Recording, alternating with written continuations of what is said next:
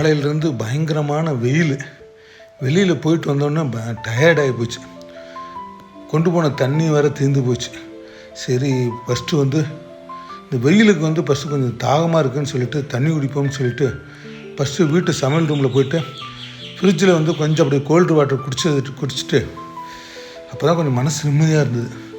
தண்ணி வைக்கிறப்ப தான் பார்த்தேன் வீட்டில் ப்ளம்ஸ் பழம் இருந்தது.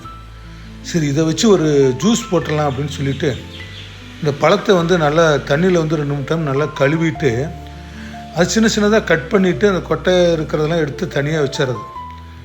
கொட்டை தனியாக அந்த பழங்கள் தனியாக கட் பண்ணி வச்சுக்கிட்டு ஃப்ரிட்ஜில் புதினா தலை ஒரு இனுங்கு ஒரு 5 தலை தேவையான அளவு சர்க்கரை, பெரிய மிக்ஸி ஜாரில் ப்ளம்ஸ் பழம், புதினா தலை, தேவையான அளவு சர்க்கரை, ஐஸ் வாட்ரு இதை ஊற்றி மூடி போட்டு நல்லா அரைச்சிட்டு மிக்சியில் நல்லா அரைச்சி ஒரு வடிகட்டி மூலமாக ஒரு டம்ளரில் வடிகட்டிட்டு இந்த வெயிலுக்கு அப்படியே குடிச்சு பார்த்தேங்க. செம்மையாக இருந்தது. வாய்ப்பு கிடச்சுன்னா உங்கள் வீட்டில் பண்ணி பாருங்கள்.